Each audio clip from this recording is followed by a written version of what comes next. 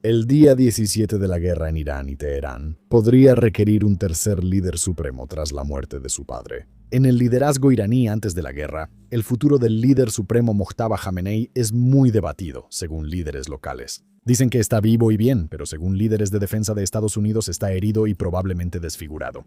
Expertos y observadores de conflictos señalan que podría estar en coma o muerto. Una semana tras asumir el poder en Irán, el joven Khamenei no ha aparecido públicamente ni ha hablado. Esto plantea la clara posibilidad de que el mundo, e incluso el pueblo de Irán, en realidad no sepan quién está a cargo del esfuerzo bélico de Irán. En todo Medio Oriente, el resto de la guerra se está desarrollando rápidamente. Irán solo ha fortalecido su control sobre el estrecho de Hormuz, incluso mientras las naciones afines a Irán buscan acuerdos para viajar en paz. Estados Unidos atacó la isla de Karg, principal centro de exportación de petróleo refinado de Irán. Los rumores se están propagando rápidamente de que Estados Unidos está buscando una salida, incluso mientras 2.500 marines estadounidenses se trasladan a la zona de conflicto. La guerra sigue en curso mientras hablamos y no hay tiempo que perder, así que entremos en materia, ¿de acuerdo?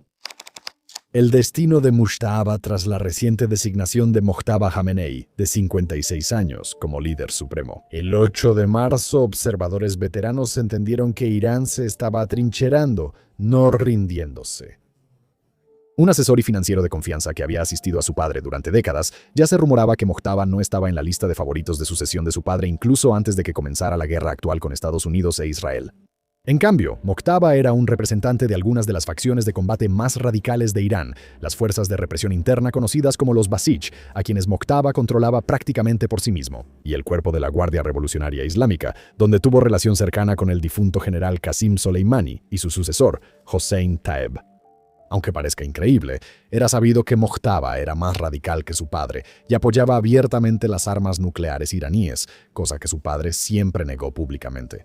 Mojtaba pasó años en Irán formando una red leal y buscando el control pese a su padre. Junto a su padre, la esposa de Mojtaba, su madre, y uno de sus hijos murieron en los primeros bombardeos de Estados Unidos e Israel. Según los indicadores externos, la llegada de Mojtaba como líder supremo indicaba que Irán ahora tenía una figura muy extrema al mando, trabajando bajo las órdenes de la Guardia Revolucionaria y paramilitares sitiados que ahora tenían muchos motivos personales para vengarse. Si Mojtaba Khamenei está gravemente incapacitado, en coma o muerto, es crucial que el mundo lo sepa lo antes posible. Hoy nos acudiremos al mundo con frentes de guerra. Reportaje exclusivo, aunque pueden estar seguros de que cuando llegue ese día haremos un ruido increíble al respecto.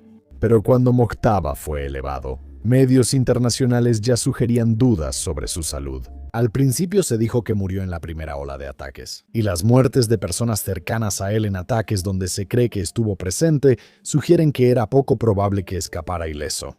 La especulación aumentó cuando en sus primeros días de mandato, Irán usó una figura de cartón con su imagen en vez de presentarlo en persona. Hasta ahora, Irán no ha publicado imágenes, audios ni información sobre el paradero de Mojtaba. El único mensaje público atribuido a Mojtaba fue leído y difundido por medios estatales iraníes sin su participación. Irán duda en revelar la ubicación de Mojtaba por razones de seguridad, ya que podría ser atacado por Israel o Estados Unidos, pero esto solo explica parte de la decisión. Después de todo, a unos miles de kilómetros, el presidente ucraniano Volodymyr Zelensky publica mensajes nocturnos en video, entra y sale del país y hace apariciones públicas regularmente. A pesar de numerosos intentos rusos de acabar con su vida en los últimos 4 años, mientras que Irán ha admitido que Mojtaba sufrió heridas leves en el bombardeo aéreo, los líderes iraníes han insistido en que él está al mando de la nación, y dada su capacidad para demostrar que está vivo y en condiciones razonablemente buenas. Aunque fuera mediante una grabación de audio básica, es raro que no se haya publicado algo más concluyente. La especulación sobre la supervivencia de Mojtaba creció la semana pasada cuando Pete Hegseth, secretario de Defensa y de Guerra de Estados Unidos, lo afirmó. Según inteligencia de Estados Unidos, sabemos que el nuevo llamado líder no tan supremo está herido y posiblemente desfigurado. Irán tiene muchas cámaras y grabadoras de voz. Está asustado, herido, huyendo y sin legitimidad.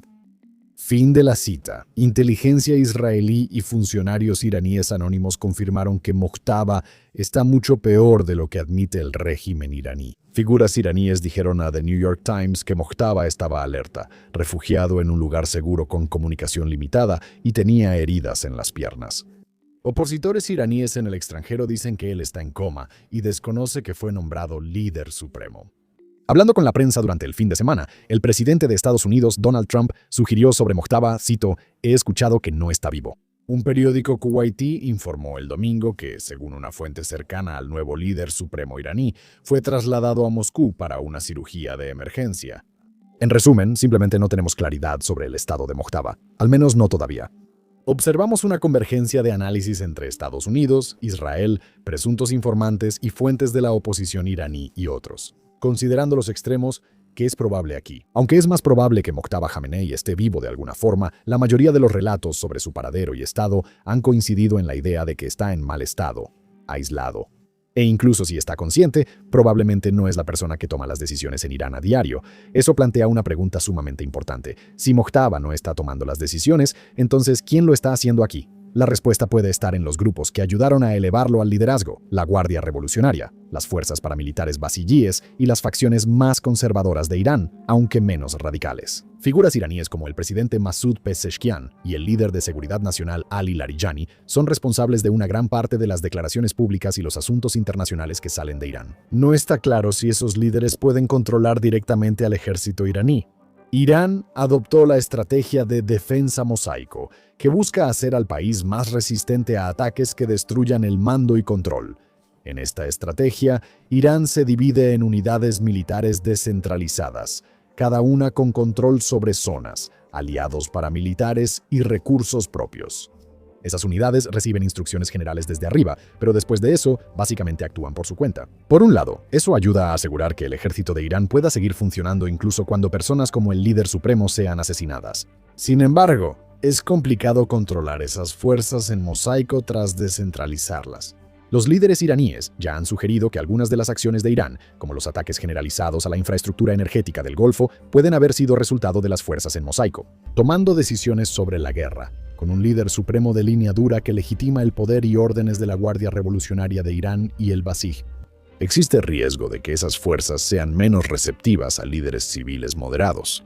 Aún peor, en una situación donde el líder supremo está ausente y posiblemente incapacitado, ¿a quién escucharán esas fuerzas descentralizadas como líder sustituto? Es más probable que los radicales iraníes en el ejército y la inteligencia transmitan órdenes a esas fuerzas. Con un líder supremo aparentemente afín al mando, no podemos esperar que las decisiones de los radicales militares coincidan con la retórica moderada de las figuras públicas de Irán. Ahora, a continuación queremos hablar sobre los acontecimientos más allá de Mojtaba Jamenei, pero antes de hacer eso, nos gustaría tomar un momento para discutir Frontscope, el sitio web premium de nuestro equipo, medios de noticias escritas y el lugar integral para el análisis de conflictos globales. En Fronts, colaboramos con periodistas galardonados y expertos para brindar información clave sobre guerras, zonas críticas y geopolítica global. Ofrecemos episodios exclusivos en video cada semana y la serie Briefing Room con historias poco conocidas cada sábado. ¿Por qué no suscribirte? Apoya este programa y otros por solo $5 al mes o 50 al año. Ahora volvamos a los acontecimientos en Yarg, Hormuz y el precio de la guerra. En otros lugares, el conflicto ha comenzado a concentrarse rápidamente alrededor de la isla de Yarg, la instalación energética más importante de Irán de cualquier tipo. En la isla Karg, Irán procesaba alrededor del 90% de todas sus exportaciones de petróleo, y ese petróleo representaba una parte muy alta de los ingresos totales de Irán. Si destruyen Karg, Estados Unidos e Israel destruirían la economía iraní. Sin embargo, eso no fue lo que ocurrió el viernes, cuando Estados Unidos bombardeó más de 90 objetivos militares iraníes en la isla, según el CENTCOM de Estados Unidos, pero dejó intacta la infraestructura petrolera de la isla.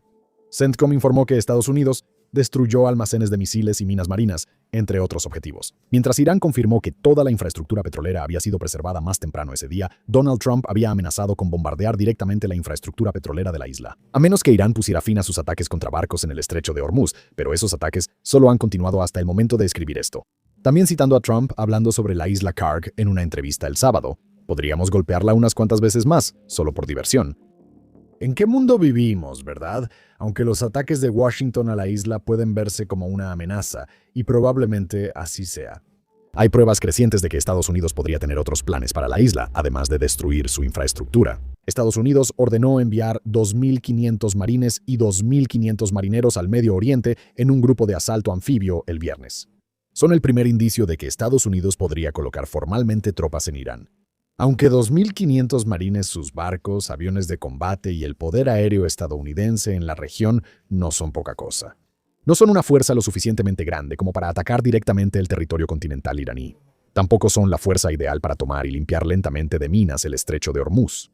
Pero sí son el tipo de fuerza que podría tomar la isla de Karg, apoderarse de la isla y preservar su infraestructura petrolera en lugar de destruirla. Estados Unidos tendría una moneda de cambio para futuras negociaciones. Los líderes de Estados Unidos no han admitido que su objetivo es la toma de una isla. Sin embargo, mover esta unidad de infantería de marina indica que Washington considera muy importante lo que vayan a hacer. La unidad en cuestión es la 31ª Unidad Expedicionaria de Infantería de Marina, que normalmente tiene su base en Okinawa. Es la única fuerza de reacción rápida de Estados Unidos, capaz de responder de inmediato a un ataque chino contra Taiwán o norcoreano contra Corea del Sur. Desplegarse lejos del Pacífico no es una decisión de bajo riesgo, especialmente ahora que las defensas aéreas del Indo-Pacífico se han visto parcialmente comprometidas al trasladar recursos para proteger los cielos de Medio Oriente. Mientras la situación en la isla Karg avanza, Irán mantiene la presión sobre el estratégico estrecho de Hormuz, sostiene por sí sola el sector energético mundial. Hasta el momento de redactar este informe, se ha confirmado que Irán ha atacado 16 embarcaciones comerciales en el estrecho desde el inicio del conflicto actual, y esto ha obligado a la mayor liberación de reservas estratégicas de petróleo en la historia mundial. Irán puede atacar objetivos en el estrecho con drones kamikaze de largo alcance, incluidos modelos aéreos que pueden alcanzar el estrecho desde cualquier punto de su territorio. Drones marítimos se acercan sigilosamente antes de atacar la línea de flotación. Irán ha desplegado minas marinas en cantidad desconocida. Aunque no es seguro que Irán pueda impactar a todos los barcos que intenten cruzar. Los riesgos ya han aumentado mucho más allá de lo que las compañías navieras globales o sus aseguradoras están dispuestas a aceptar, lo que significa que simplemente no intentarán cruzar en el corto plazo. Tan importante como la capacidad de Irán para bloquear ha sido su disposición a hacer excepciones. Recientemente, Teherán permitió que 2 buques cisterna indios transportaran gas natural licuado, lo que llevó a India a exigir el paso seguro de otras 22 embarcaciones. Barcos cerca del estrecho en el Golfo Pérsico ahora se identifican como chinos, y funcionarios iraníes confirmaron que podrían recibir permiso regular para cruzar el bloqueo. El impacto económico de esa decisión podría ser enorme, y el impacto geopolítico podría ser aún mayor, si Irán puede evitar que las naciones amigas sufran lo peor del daño que intenta causar en los mercados energéticos globales. Estados Unidos responde y Trump pidió a los países afectados por el bloqueo enviar apoyo naval. Específicamente, Trump mencionó al Reino Unido, Francia, Japón y Corea del Sur, algunos de los aliados más cercanos de Estados Unidos, así como a China. Pero al menos por ahora, esas naciones aún no han respondido realmente a la solicitud de Washington. Mientras que Francia está trabajando para organizar una coalición naval, incluyendo su único grupo de portaaviones, y posiblemente escoltar petroleros a través del estrecho. Junto con buques de guerra italianos, españoles y de otros países europeos, fuentes francesas han recalcado en privado que cualquier operación naval se mantendría separada de Washington.